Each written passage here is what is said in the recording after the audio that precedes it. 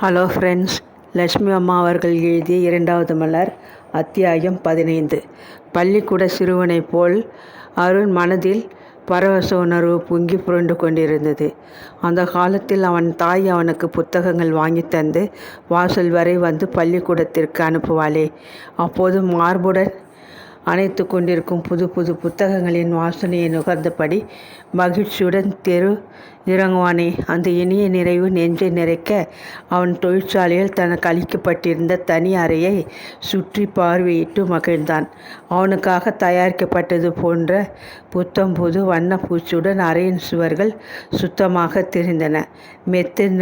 மெத்தென்றொரு நாட்காலி, முகம் தெரிந்த சன்மேக்கா பரவிய மேஜை, அதன் மேல் ஒரு புறம் பச்சை வண்ண தொலைபேசி, ஜன்னல்களை மூடிக்கொண்டு காற்றில் மெல்ல அசைந்த கனமான நீல வண்ண திரைச்சீலைகள், ஃபைல்களை வைக்க இரும்பு கேபினெட்டுகள், முக்கிய கடிதங்களை வைத்து போட்ட பெரிய இலும்பு அலமாரி, எழுதுகோள்கள் சுருக்கப்பட்டிருந்த கிண்ணம் முதலியவற்றுடன் அவனது பெயர் பொறிக்கப்பட்ட பிளாஸ்டிக் தகுடு சாய்ந்த வாய்க்கில் மேஜை மீது காணப்பட்டது. அவனது மகிழ்ச்சி கட்டுக்கொள்ளவில்லை. அம்மாவுக்கு இவைகளை பார்க்கும் வாய்ப்பு ஏற்பட்டால் பெருமையில் பூரித்து போவாளே. தன்னை பெற்றவளை மிக்க பாசத்துடன் நினைத்து ஒரு கணம் நெஞ்சு நிகழ்ந்து போனான். அன்று காலை கோதை விடியலுக்கு முன்னர் எழுந்து விட்டாள். அவசரமாக தன் காலை கடன்களை முடித்து கொண்டு மகனுக்கு வெந்நீர் போட்டு பதமான சூட்டில் அண்டாவில் நிறைத்து வைத்துவிட்டு, அருண், இன்னைக்கு முதல் தேதி, சீக்கிரம் எழுந்திருப்பா என்று குரல் கொடுத்தாள். அருண் குளித்து முடித்துவிட்டு வந்ததும் அவனுக்கு தட்டில் ஆவி பறக்க இட்லிகளை பரிமாறி அளவான சட்னியுடன் காஃபி டம்ளரை கொண்டு வந்து கூடத்தில் வைத்து உபசரித்தாள். இன்னும் 2 இட்லி போட்டுக்கோ, நல்லா சாப்பிடு. பகல் டிஃபனுக்கு கொஞ்சம் எலுமிச்சை பழ சாதம் கட்டி கொடுக்கிறேன், தாயார் தவிப்புடன் சொன்னாள். வேண்டாம் அம்மா, தொழிற்சாலையிலே ஒரு கேன்டீன் இருக்குது. அங்கே தொழிலாளர்கள் அனைவருக்கும் இடைவேளை, தேநீர், பகல் உணவு எல்லாம் வழங்கப்படுகிறது. அங்கே சாப்பிட்டா ரொம்ப செலவாகுமே அருண். வேலைக்கு உத்தரவு அனுப்பின போது செயலாளர் தொழிற்சாலை விதிமுறைகள் அடங்கிய ஒரு கடிதத்தை கூட அனுப்பியிருந்தார். நான் முன்னமே அதை பற்றி உங்களுக்கு சொல்ல மறந்துட்டேன். தொழிற்சாலை ஊழியர்களுக்கு உணவு மிக குறைந்த விலையில் கொடுக்கப்படுகிறது. மாதம் முழுவதும் சாப்பிட்ட பின்பு என் சம்பளத்திலிருந்து பிடிப்பு செய்து கொள்வாங்க. கவலைப்படாதீங்க. கண்ட எண்ணெயில் சமைப்பாங்க. உடம்புக்கு ஒத்துக்குமா? அம்மா, உங்களுக்கு இந்த ஒரே மகன்தான் இருக்கான், அதனால் இப்படி எல்லாத்துக்கும் கவலைப்படுகிறீங்க. அந்த வசுந்தரா அம்மாவுக்கு தொழிற்சாலையில் வேலை பார்க்கிற அத்தனை பேரும் பெற்ற பிள்ளைகளுக்கு சமம். அவர்களது உடல் நலம் மிக முக்கியம். கட்டுப்பாடுகளை ரொம்ப கடினமாக அனுசரிக்கிறவங்க. கேன்டீனை அன்னைக்கே பார்த்தேன். மிக சுத்தமாக இருக்குது. அங்கே தயாரித்து வழங்கும் உணவு சுத்தமானதாகவும் வாய்க்கு ருசியாகவும் இருக்குன்னு கேள்விப்பட்டேன். ஒரு நாள் இடைவேளை, தேநீர், பகல் உணவு எல்லாத்துக்கும் 2 ரூபாய்கள் என்ற கணக்கில் தான் பிடிப்பு செய்வார்கள். வீண் கவலைகளை விடுங்க. தலைவி கண்டிப்பானவங்கன்னு சொல்கிற. பஸ் தவறிட்டுதுன்னு காலம் கடந்து போய் நிற்காதையப்பா.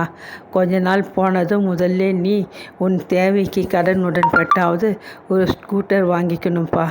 என் வேலையில் அவர்களுக்கு திருப்தி ஏற்பட்டதும் வேலை நிரந்தரமாக்கப்படும். சீக்கிரம் வேலை உயர்வும் சம்பள அதிகரிப்பும் பல சலுகைகளும் கிடைக்கும்.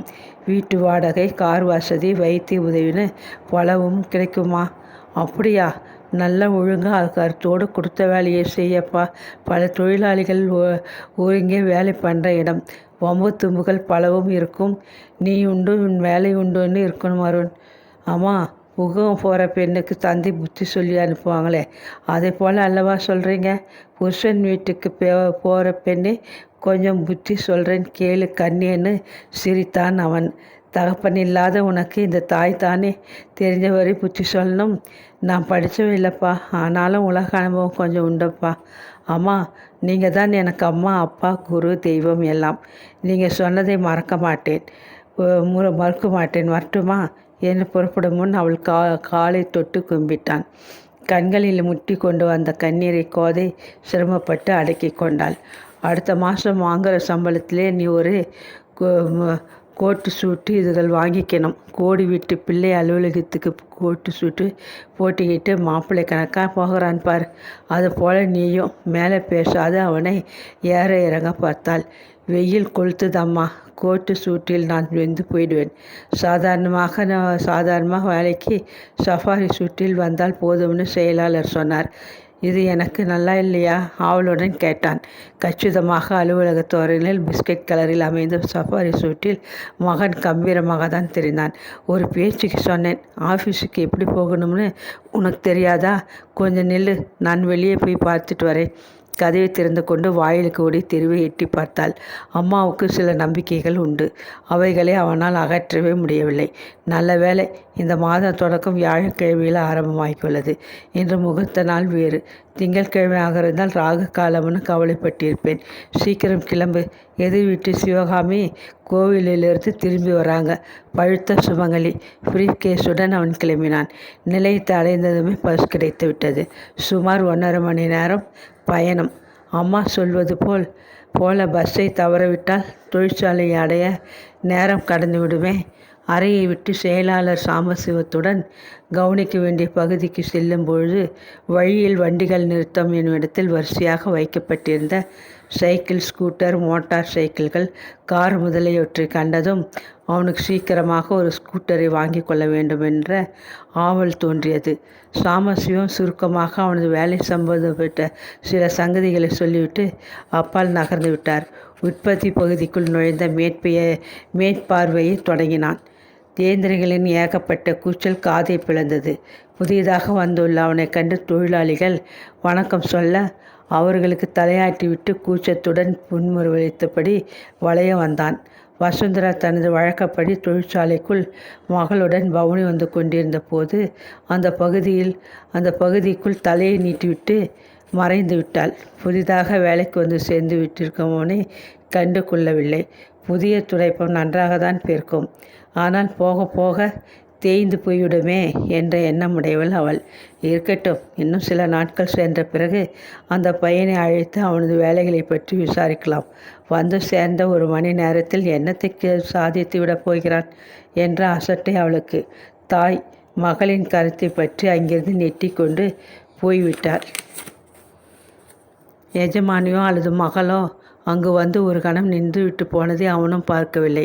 அவனது கவனம் முழுவதும் வரிசையாக எந்திரத்திலிருந்து வெளிப்பட்டு பெரிய பிளாஸ்டிக் வாளிகளில் குவிந்து கொண்டிருந்த மின்விசை பொருள்கள் கவர்ந்து கொண்டு விட்டிருந்தன. பின்னர் திரும்ப அறைக்குள் வந்து உட்கார்ந்து கொண்டு கவனிக்க வேண்டிய கடிதங்களை படித்து குறிப்பு எடுத்து கொண்டான்.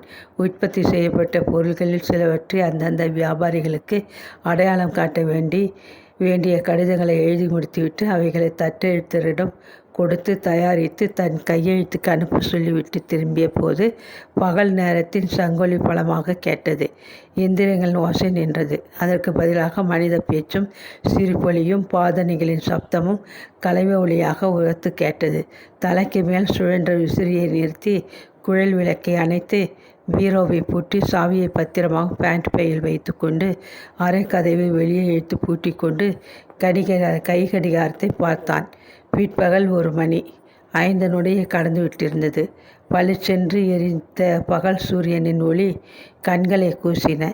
வயிறு பசித்தது. மெல்ல கேன்டீன் இருந்த பக்கம் நடைய கட்டினான். அங்கு கூட்டம் நிரம்பி கழிந்து கொண்டிருந்தது. அன்றைய பகல் உணவுக்கானதொரு டோக்கனை வாங்கி கொண்டு கேன்டீன் கவுண்டர் அருகே வரிசையில் சேர்ந்து கொண்டான். அவன் முறை வந்தபோது கேன்டீன் சிம்பந்தி மெல்லிய புன்னகையுடன் சாப்பாடு நிறைந்ததொரு ஸ்டீல் தட்டை அவனிடம் நீட்டினார். சாப்பாட்டறையில் ஜன்னல் ஓரமாக காலியாக கிடந்த ஒரு மேஜை மீது தட்டை வைத்து கொண்டு அமர்ந்தான். சூடான உணவினின்று எழுந்த வாசம் நாக்கில் நீரை சுரக்க செய்தது.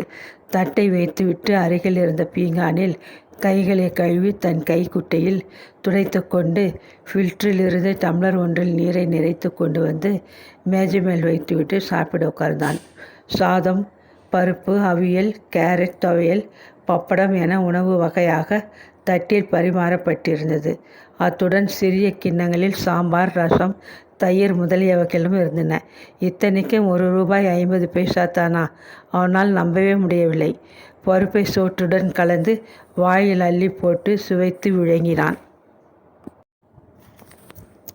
சாம்பாருடன் சாதத்தை பிசைந்து விழுங்கிய போது விக்கல் எடுத்துக்கொண்டது. தண்ணீரை ஒரு மடக்கு குடித்துவிட்டு வாயை கைக்குட்டையால் துடைத்து கொண்ட போது, சாம்பார் ரொம்ப காரமாக இருக்கா கேட்ட குரல் அவனை திடுக்கிட செய்தது. நிமிர்ந்து பார்த்தவன் அதிர்ந்து போனான். தொழிற்சாலையின் தலைவி வசுந்தரா அம்மாளின் செல்ல மகள் சம்யுக்தா அவன் எதிரே மேஜை அருகே உணவு தட்டுடன் அமர்ந்திருந்தாள். நீங்கள் இங்கே பேச முடியாத அவன் தடுமாறியதை கண்டு மெல்ல சிரித்தாள் அந்த மோகினி. இந்த கேன்டீனில் எல்லோருடன் சேர்ந்து சாப்பிடும்னு ரொம்ப ஆசையாக இருந்தது. அதனாலே நானும் சாப்பாட்டு தட்டுடன் இங்கே வந்து உட்கார்ந்துட்டேன். இங்கே நான் உட்கார்ந்திருப்பதை பற்றி மறுப்பு ஏதாவது உண்டா? மறுப்பா? கிடைக்கக்கூடாத பாக்கியம் அது. ஆனால் அதை வெளிப்படையாக சொல்ல துணிவு இருக்கவில்லை. மறுப்பு சொல்ல நான் யார்? இந்த தொழிற்சாலை, இதில் அடங்கியிருக்கும் அனைத்தும் உங்களுடையது. நீங்களும் உங்கள் தாயாரும் இந்த கேன்டீனில் தான் சாப்பிட பழக்கமா? கேட்டபடி சோற்றை அலைந்தான். எங்கள் வீட்டு சமையல்காரர் பக்குவமாக பிடித்த உணவு வகைகளை தயாரித்து ஹாட் கேஸில் பத்திரமாக அனுப்புகிற பழக்கம். அப்போது இங்கே வந்து அதனால் என்ன? தனியாக எங்கள் அறையில் உட்கார்ந்து சாப்பிட்றத விட இங்கே உங்கள் அனைவரோடு சேர்ந்து சாப்பிட்றது ரொம்ப நல்லா இருக்குது. நீங்கள் எல்லோரும் எங்களை விட இன்னும் அதிகமாக என்ன தான் சாப்பிட்றீங்கன்னு பார்த்துட்டு போக வந்தேன்னு வச்சுக்கோங்க. கலகலவென்று சிரித்தாள். தலைவியின் மகள் அங்கே வந்திருப்பதை பற்றிய செய்தி தொழிலாளர்களிலே கனப்பொழுதில் பரவிவிடவே கிசுகிசுப்புடன் எல்லோரும் அந்த பக்கம் பார்க்க தட்டை விட்டு நிமிர முடியாத கூச்சத்தில் கூனி போய்விட்டான் அருண். அவன் முகம் சூடாகி போய்விட்டது. நெஞ்சு தீவிரமாக துடித்தது. பயம் கலந்ததொரு இன்ப உணர்வில் திண்டாடியபடி அவன் சாப்பாட்டை மெல்ல குறைத்து கொண்டிருந்தான். ஆனாலும் இந்த பெண் ரொம்ப விளையாட்டுக்காரியாக இருக்கிறாளே. தனக்குள் எண்ணி உதட்டை கடித்து கொண்டான். எனக்கு அவியல் ரொம்ப பிடிக்கும். உங்களுக்கு? அவள் கேட்டபொழுது அவன் நிமிர்ந்து பார்த்து பதில் சொல்ல வேண்டியிருந்தது. எனக்கும் பிடிக்கும். அப்போது அதை சாப்பிடுங்க. தொடாமல் பூசைக்கு வச்சிருக்காப்புல ஒதுக்கி இருக்கீங்களே, சிரித்தாள். சட்டென்று அவியலை அள்ளி சாம்பாருடன் சாதத்துடன் சேர்த்து வேகமாக விழுங்கினான் அருண். சக ஊழியர்கள் இந்த சம்பவத்தை பற்றி ஏதாவது கதை கட்டிவிடப் போகிறார்களோ என்றதொரு பயம் நெஞ்சை குறுகுறுத்தது. என்னை கண்டதும் கேன்டீன்காரர் ரொம்ப உபசரிக்க தொடங்கிவிட்டார். அம்மாவுக்கு அவியல் கொஞ்சம் கூட வைக்கவா? நெய் ஊற்றி தரேன். சாம்பார் வேணும்னா பையன்கிட்டே சொல்லுங்க. நீங்கள் வந்து எடுத்துகிட்டு போகணும்னு அவசியமில்லை அப்படின்னு ஒரே முட்டை ஆர்ப்பாட்டம் பண்ணிட்டார். டோக்கன் எடுக்கிற இடத்துலையும் இதே கதை தான். அம்மா எதுக்கு பணம் கட்டணும் என்று குழைந்தார் அவர். நான் பணம் கட்டிட்டு டோக்கன் வாங்கி வரிசையில் ஒழுங்காக நின்று தான் வந்தேன். எல்லோருக்கும் ஒரே சட்டம் தானே? நீங்கள் சொல்கிறது சரிதான். ஒழுங்குமுறைகள் என்று வரும்போது எல்லோரும் அதற்கு கட்டுப்பட வேண்டும். அதற்கு மேல் அவள் தான் பேசி கொண்டிருந்தாள். விரைவாக தன் உணவை முடித்து கொண்டு, மன்னிக்கணும், நான் வேலையை ஆரம்பிக்கணும், 10 நிமிஷ நேரம்தான் இருக்குது என்று எழுந்து கைகளை கழுவ நகர்ந்து விட்டான். கட்டி போட்டிருந்த தலையை அறுத்து கொண்டு புறப்பட்டு விட்டதொரு போன்றதொரு நிம்மதி அவனுக்கு. ஆனால் அன்று மாலை வேலையின் போது சம்யுக்தாவின் அழகிய முகம் பல தடவைகள் அவனது கற்பனையில் தோன்றி இடைஞ்சல் செய்து கொண்டிருந்தது. மாலை வீடு திரும்பிய மகனிடம் வேலை பற்றி விவரத்தை கேட்டபடி தாய் காப்பி டம்ளரை நீட்டினாள். வேலை சுவாரஸ்யமாக இருக்கமா? கொஞ்ச நாளில் நன்றாய் பழகி விடுவேன். சாப்பாடு ரொம்பவே நல்லா இருக்குது. குறைச்ச பணத்துக்கு நல்ல சாப்பாடு கொடுக்க கேன்டீனுக்கு எப்படி கட்டுப்படி ஆகும்? கம்பெனி செலவில் நடக்கும் கேன்டீன். தொழிலாளர்கள் நலனுக்காக கையை விட்டு செலவழித்து நல்ல உணவை வழங்குகிறார்கள். இன்றைக்கி ஒரு வேடிக்கை நடந்தது. தொழிற்சாலை தலைவியின் மகள் சம்யுக்தா என் மேஜை அருகே வந்து உட்கார்ந்து கொண்டு நாங்கள் சாப்பிடும் அதே சாப்பாட்டை செவித்து சாப்பிட்டாங்க. எனக்கு ரொம்ப அதிசயமாக இருந்தது. கலகலப்பாக பேசினாங்க. பதிலுக்கு நீ அதிகம் பேச்சு கொடுத்தியா? வேண்டாம், பணக்காரங்க உறவு, பாம்பை போல. இதென்ன அம்மா இப்படி சொல்கிறாங்க? அம்மா, நானாக தேடிக்கொண்ட அந்த பெண்ணிடம் பேச போகலை. அந்த என்னை பற்றி உங்களுக்கு தெரியும். நீங்கள் வீணாக கவலைப்படுறீங்க என்று கூறிவிட்டு காப்பியை வேகமாக பருகிவிட்டு எழுந்தான். சம்யுக்தாவின் சிரிப்பு அவன் காதுகளில் இன்னமும் ஒலித்து கொண்டிருந்தது. அவளது கூந்தலில் சூட்டியிருந்த மகிழப்பூச்சரத்திலிருந்து லேசாக எழுந்த நறுமணம் இன்னமும் அவன் முகத்திலே மோதுவது போன்ற பிரமை. அந்த கபடமற்ற முகத்தை அவனால் பாம்புடன் ஒப்பிடவே முடியாது. மேலே பேச பிடிக்காது. பெருமூச்சுடன் குளியலறை பக்கம் விரைந்தான் அவன். அத்தியாயம் 16. வசுந்தரா குளியலறைந்து வெளிப்பட்டாள். கடும் கோடை காலத்தில் கூட லேசான சுடு தண்ணீரில் குளிக்கும் பழக்கமுடையவள். இன்று பச்சை தண்ணீரில் தலைமூழ்கி விட்டிருந்தாள். பூவாக ஷவரிலிருந்து விழுந்த தண்ணீர் சில்லென்று விழுந்து மண்டையை தாக்கியதை கூட உணராது வெகு நேரம் குழாய் எடையில் நின்று கொண்டிருந்தாள். திகுதிகுவென்று எரிந்த மனதையும் உடலையும் அப்படி சுலபமாக குளிர வைக்க முடியாது என்று எண்ணியவளாக தலையில் ஈரத்துவாலையை சுற்றி கொண்டு மாற்றுடை அணிந்து மெல்ல கீழே இறங்கி வந்தாள். சாப்பாட்டறை ஜன்னல் வழியை எட்டி பார்த்தாள். மகி உற்சாகமாக குறைப்பதற்கு காரணம் இருக்கும் என்று அவளுக்கு தெரியும். தாயாருக்கு முன் வீட்டுக்கு தனது காரிலே திரும்பிவிட்டிருந்த மகள் குளித்துவிட்டு ஆரஞ்சு வண்ண வாயில் சேலையில் தலைமுடையடை வரை அவிழ்ந்து புரள வன தேவதை போல் தோட்டத்திற்குள் இங்கும் அங்கும் மகிக்கு பாய்ச்சல் காட்டி ஓடிக்கொண்டிருந்தாள். நாய் அவளை துரத்தி கொண்டு உற்சாகமாக குறைத்து ஓடி விளையாடுவதை வேடிக்கை பார்த்த வண்ணம் தோட்டக்காரன் கொன்றை மரத்தடியில் வெற்றிலையை குதிப்பிக் கொண்டு நிற்பதை கண்டாள். இந்த அழகான பெண்ணுக்கு அழகான குணம் அமைந்திருக்கக்கூடாதா? அப்பனை போல ஒரு பிடிவாதம். பற்களை கடித்து கொண்டு ஈரத்துவாலியை தலையுடைய நின்று உருவி நாட்காலி கை மீது போட்டுவிட்டு மின்விசிறி அடியில் முடியை காய வைத்து கொள்ள உட்கார்ந்தாள் வசுந்தரா. மாலை நாளேடுகளை கொண்டு வந்து வைத்துவிட்டு குப்புசாமி அசையாது அருகில் நிற்பதை உணர்ந்து நிமிர்ந்தாள். பகல் உணவுக்கு நான் பாப்பாவுக்கு சுண்டைக்காய் வத்தல் குழம்பு செய்து அனுப்பியிருந்தேன். குழம்பு அப்படியே இருக்குது. பாப்பா சாப்பிடலையா? ஆதங்கம் நிறைந்த அவரது விசாரிப்பு அவளுக்கு எரிச்சலூட்டியது. நாளேடு ஒன்று மேலெழுந்து வாரியாக பார்வையிட்டபடி அவள் பதிலளித்தாள். சம்யுக்தா நீர் அனுப்பி வச்ச எதையும் சாப்பிடலை. ஏளனமாக அவள் குரல் ஒலித்தொழித்தது. பாப்பாவுக்கு உடம்புக்கு குப்புசாமி முடிக்காது நிறுத்தினார். தொழிற்சாலையிலிருந்து அலுப்பும் சலிப்புமாக திரும்பி இருக்கும் அவளிடம் அதிகம் பேசினாள் என்ற கவலையுடன் அவர் மௌனமாகினார். உடம்புக்கு ஒன்றும் இல்லை. உங்கள் தயாரிப்பை சாப்பிடாது சம்யுக்தா இன்று கேன்டீனில் சாப்பிட்டான். சற்றென்று எழுந்து கையில் பிடித்திருந்த பத்திரிகையை மேசை மீது மடித்து போட்டுவிட்டு கீழுதட்டை கடித்து கொண்ட எஜமானி அறையை அழைப்பதைக் கண்டு குப்புசாமி நடையை கட்டினார். அவருக்கு உள்ளூர மகிழ்ச்சிதான். இப்படிதான் வாழ வேண்டும் என்று கோடிட்டு குறிப்பிடும் தாயின் அதிகாரத்தை மகள் மீறத் தொடங்கியிருக்கிறாள் என்பதை புரிந்து கொண்டு தமக்குள்ளே புன்னகைத்து கொண்டார். பின் பக்கத்து நடை ஜன்னல் வழியே அவரும் தோட்டத்தை பார்த்தார்.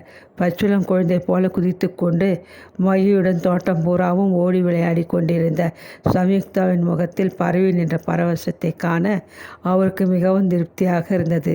காலம் முழுவதும் அட்டகாசமாக அள்ளித்தருபார் நடத்தி கொண்டு வாழ முடியும் என்ற நினைப்பு நொறுங்க வேண்டும். யாராவது இந்த அம்மாளுக்கு புத்தி கற்பிக்க வேண்டும் என்று தமக்குள்ளே முனகியபடி சமையலறை பக்கம் நடந்தார். மாலை பொழுது மங்கி இருள் பரவ தொடங்கியதும் ரத்னா வீட்டில் இருந்த மின் விளக்குகள் அனைத்தையும் ஏற்றிவிட்டாள்.